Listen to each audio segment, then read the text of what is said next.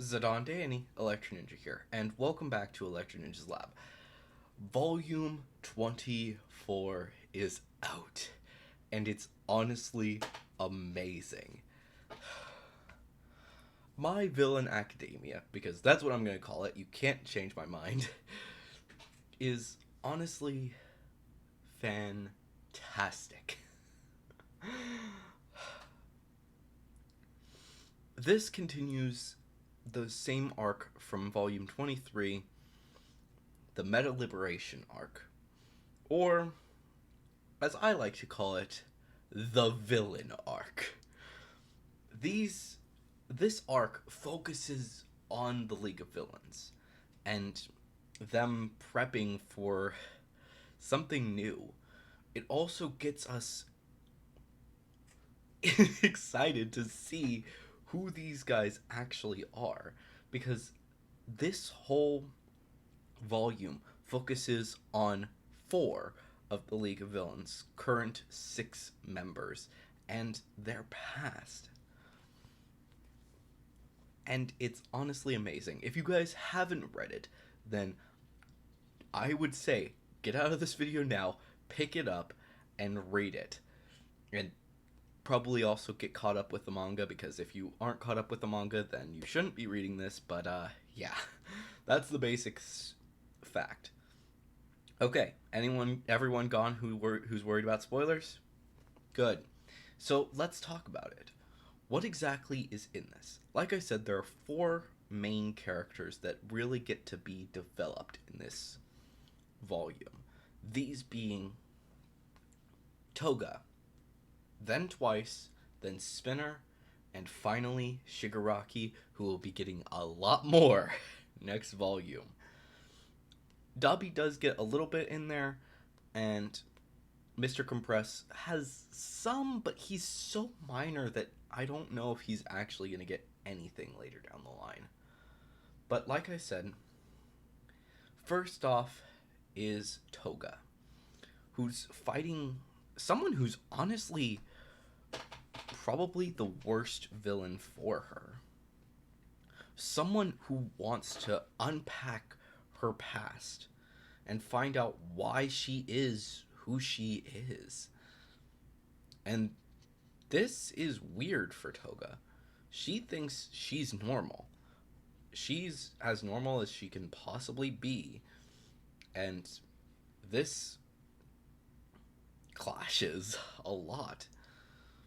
Eventually getting Toga so close to death that it's just honestly going to be terrifying in the future. I'm honestly not sure if she's going to make it. Well, actually, I know that she's going to make it, but that's beside the point. Um, so she has a lot to. We have a lot to unpack with her story, but I don't want to get too much into detail with it. But the basic fact of the matter is that she just, due to her quirk, was drawn to blood, and because everyone saw it as gross and disgusting, she felt like she wasn't normal. And it got worse. If she had been told how she could use her quirk and taught how to use it in a way that would help people, she might have ended up very different instead of becoming basically a psychopath, wanting to kill everyone, becoming a true yandere for a lot of people. But now she drinks blood and scares the crap out of everyone.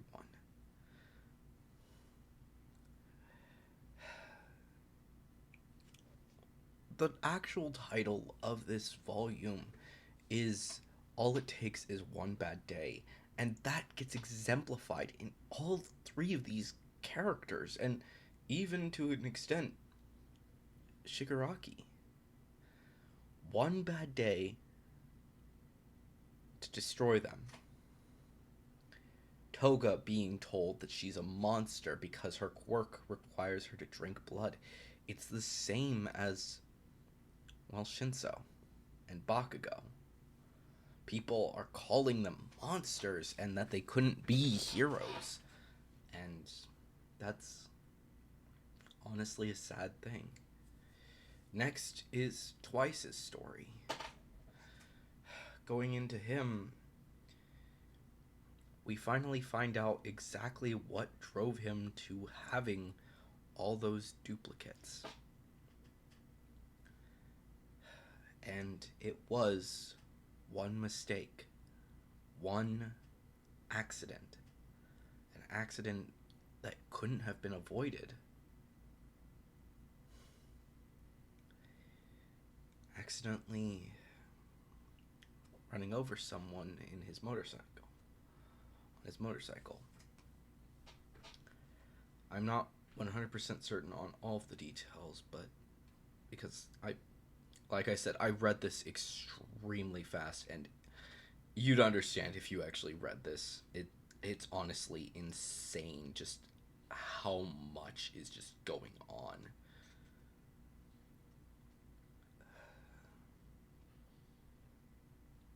Yeah. He broke the arm of a young man when he rode over his arm using his motorcycle. And that destroyed his career, destroyed his life. He's maybe not been a villain as long as Shigaraki, but he's been a villain for a long time because of that. He didn't have friends, so he made versions of himself to be his friends. Started going for a life of crime to steal. Eventually went crazy. People thinking, oh, who's the actual one? And we've seen that story before. Eventually, though, thanks to the Meta Liberation Front,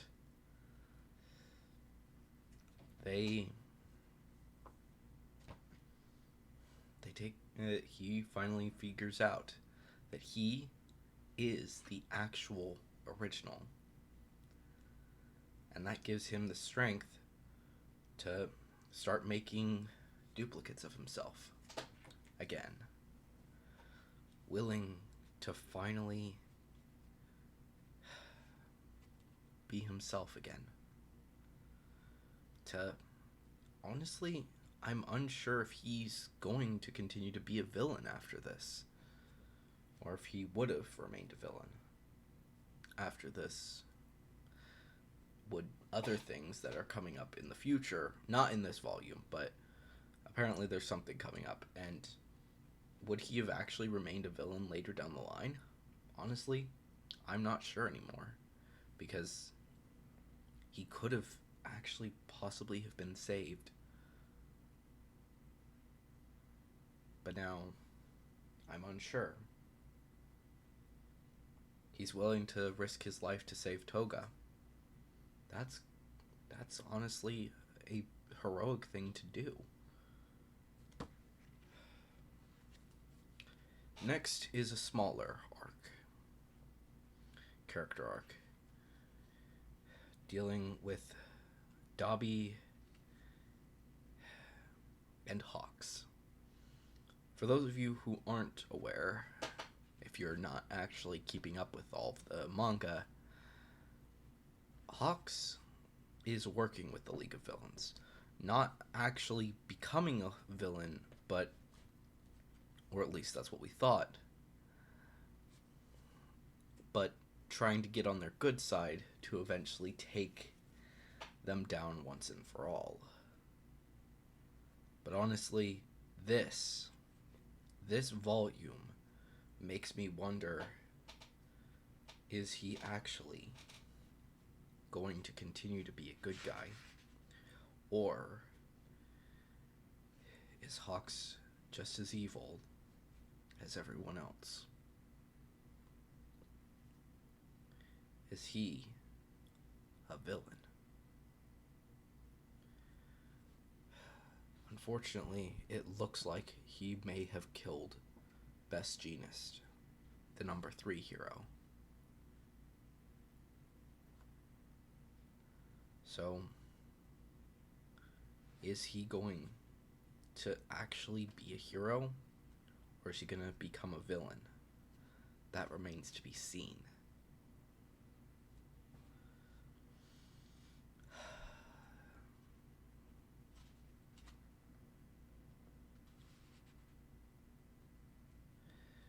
Next is Spinner's story.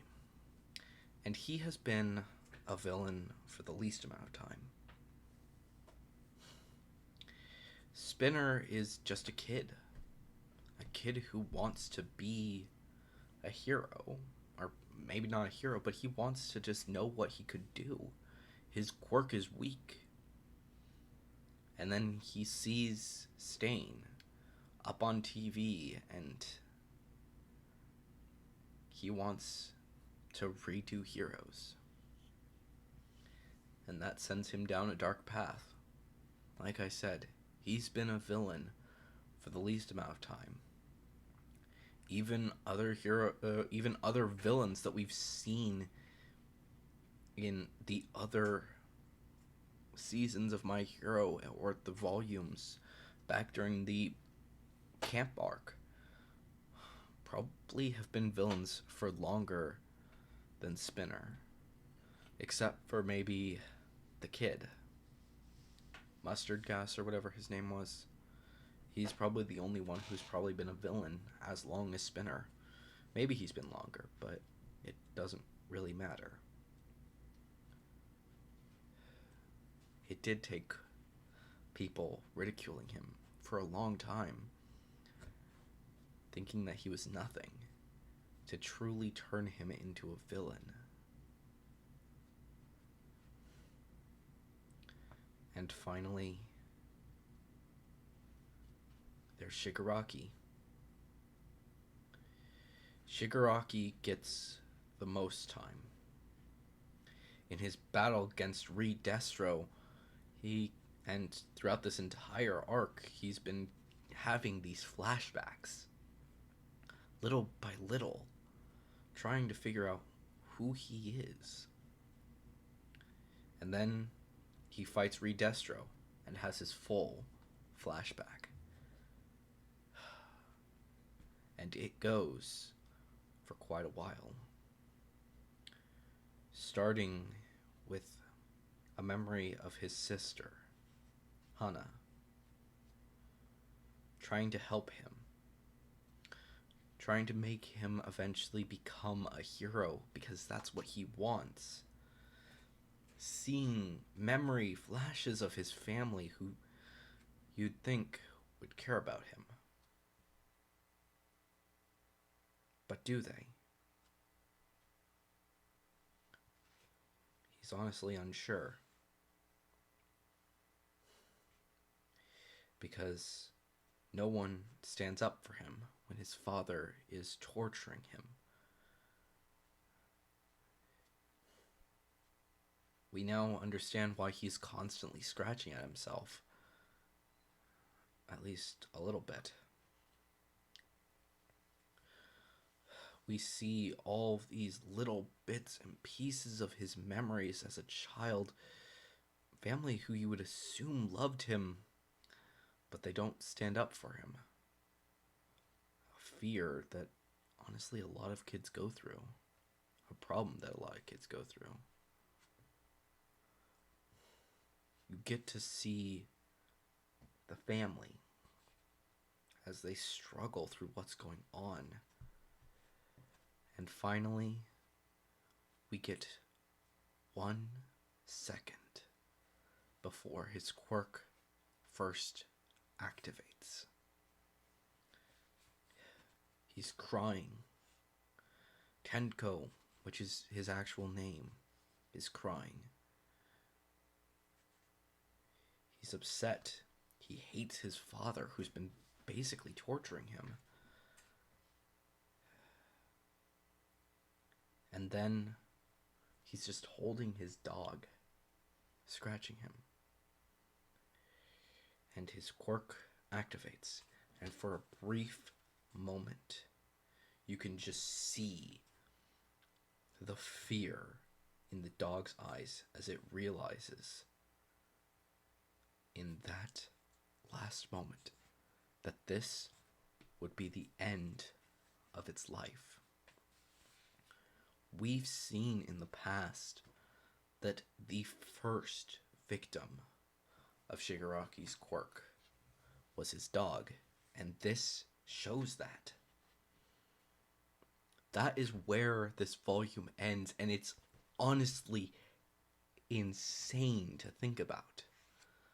That we are right around the corner to knowing all of Shigaraki's backstory, to see how he became Shigaraki and was no longer Tenko Shimamura.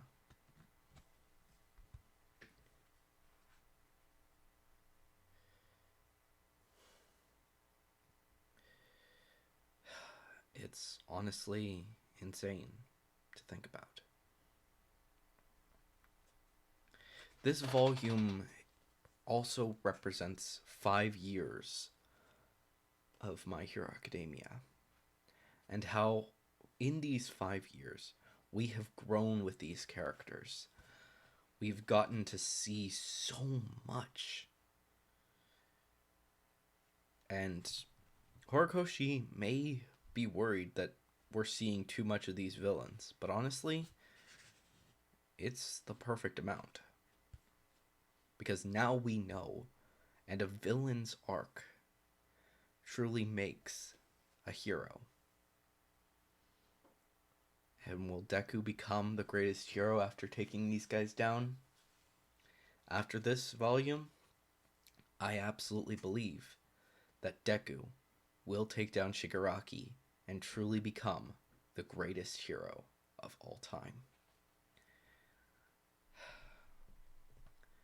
My Villain Academia is truly a 10 out of 10, and now makes me realize that My Hero Academia may be returning to its #1 spot as my favorite manga. But that still remains to be seen, as there are 2 other volumes of other amazing manga that released on this same day, June 2nd. My Hero Academia Vigilantes and The Promised Neverland. Volume 7 of Vigilantes and Volume 15 of Promised Neverland. So, it remains to be seen if My Hero Academia will retain its place as #1. And I'm curious to know what you guys think of this volume. Is it your favorite? Well, I'm curious to know. And if you have any theories about My Hero Academia or Miraculous or even Vigilantes and Promised Neverland, since I will be talking about those next time, or the next 2 videos. So let me know what you guys think down in the comments below. Again, if you have any theories, make sure to use the hashtag #TheoryReview in your comment. And of course, if you enjoyed this video, leave a like, subscribe if you're new, and ring that notification bell. And of course, if you want to support the channel even more, then definitely head down to the description and check out all of the links down there. But anyways, guys, I've been Electro Ninja, and I will see you guys next time. But on!